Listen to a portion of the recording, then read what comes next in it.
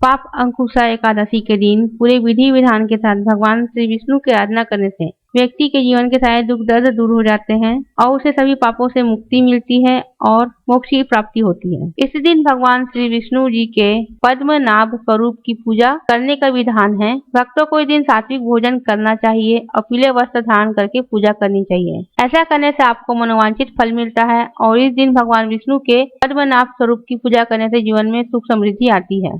इस दिन लक्ष्मी नारायण के साथ में पूजा करना शुभ माना जाता है। वहीं पाप अंकुशा एकादशी का व्रत बिना कथा का पाठ के अधूरा माना जाता है। इस दिन पाप अंकुशा एकादशी का कथा का पाठ करना बेहद पुण्यदायक माना जाता है। हर प्रकार के पापों से मुक्ति मिलती है और मोक्ष की प्राप्ति होती है।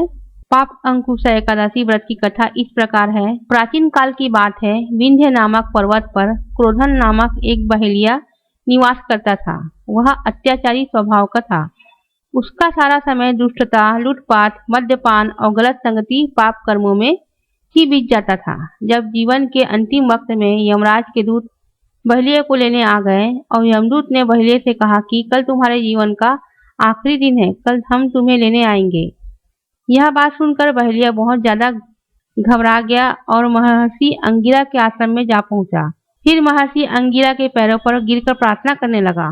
बहेलिया ने महर्षि अंगिरा से कहा, मैंने अपना सारा जीवन पाप कर्म करने में ही व्यतीत कर दिया। कृपा कर मुझे कोई ऐसा उपाय बता दीजिए जिससे मेरे सभी पाप खत्म हो जाए और मुझे मोक्ष की प्राप्ति हो जाए। बहेलिया के निवेदन पर महर्षि अंगिरा ने उसे अश्विन शुक्ल की पापंकुशा एकादशी का पूरे विधि विधान से व्रत रखने को कहा।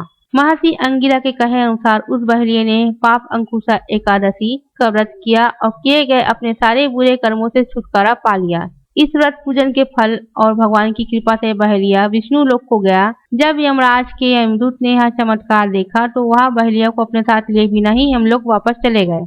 इस प्रकार से पाप अंकुशा एकादशी के व्रत करने से व्यक्ति के सभी दुखों का नाश होता है, उसके सभी पाप कर्म नष्ट हो जाते हैं। इस दिन व्यक्ति पूरे विधि विधान से भगवान श्री विष्णु की पूजा आराधना करता है, उनकी व्रत कथा सुनता है और उनके मंत्रों का जाप करता है तो उसके सभी प्रकार के दुख नष्ट हो जाते हैं, उसके सभी प्रकार के पाप नष्ट हो जाते हैं और उसे मोक्ष की प्राप्ति होती है। एकादशी के दिन सबसे पहले उठकर स्नान करें। स्नान करने के बाद साफ कपड़े धारण करें। पूजा स्थल की सफाई कर पूजा स्थल को गंगा जल से शुद्ध करें और फूलों से सजाएं। भगवान श्री विष्णु की मूर्ति या चित्र को एक चौकी पर स्थापित करें और उन्हें गंगा जल से स्नान कराएं। फिर शुद्ध घी का दीपक और अगरबत्ती या धूप जलाएं। भगवान को फल और फूल अर्पित करें, अक्षत और रोली चढ़ाएं। भगवान श्री विष्णु के मंत्रों को जाप करें। ओम नमो भगवते वासुदेवाय इस मंत्र का जाप करें। भगवान श्री विष्णु जी की आरती करें। व्रत का संकल्प लें और भगवान से मन की शांति और मोक्ष की प्राप्ति की प्रार्थना करें। रात के समय विष्णु सहस्त्र नाम का पाठ करना विशेष फलदायी होता है। इस दिन भगवान श्री विष्णु जी की कथा सुनना भी बहुत शुभ होता है। एकादशी के अगले दिन यानी द्वादशी तिथि को ब्राह्मण को दान देकर व्रत का पालन करना चाहिए। इस बार पापंकुशा एकादशी तिथि का प्रारंभ होगा 13 अक्टूबर रविवार को सुबह 9:10 से और समाप्त होगा 14 अक्टूबर सोमवार को सुबह 6:41 पर।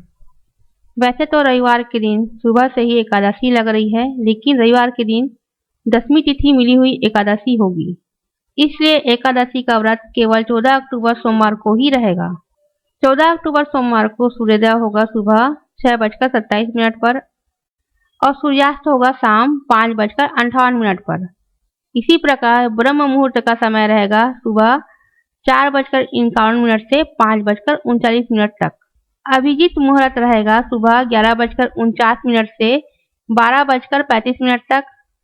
अमृत काल रहेगा शाम 6:09 से 7:36 तक और राहु काल का समय रहेगा सुबह 7:30 से 9 बजे तक। द्वादशी तिथि का प्रारंभ होगा 14 अक्टूबर सोमवार को सुबह 6:42 से और इसी के साथ हरिवासर का समय भी शुरू हो जाएगा और द्वादशी तिथि समाप्त होगी 15 अक्टूबर मंगलवार को सुबह 3:42 पर। 15 अक्टूबर मंगलवार को सूर्योदय होगा सुबह 6:27 पर और सूर्यास्त होगा शाम 5:57 पर। ब्रह्म मुहूर्त का समय रहेगा 4:51 से 5:39 तक। अभिजीत मुहूर्त रहेगा सुबह 11:49 से 12:35 तक। अमृत काल रहेगा दोपहर 3 बजे से 4:25 तक और राहु काल रहेगा दोपहर 3 बजे से 4:30 बजे तक। हरिवासर का जो समय सोमवार को सुबह से प्रारंभ हुआ है वह दोपहर लगभग 12:30 बजे तक समाप्त हो जाएगा। हरिवासर के दौरान भगवान का स्मरण करने और मंत्र जाप करने से भगवान श्री हरि विष्णु बहुत जल्दी प्रसन्न हो जाते हैं।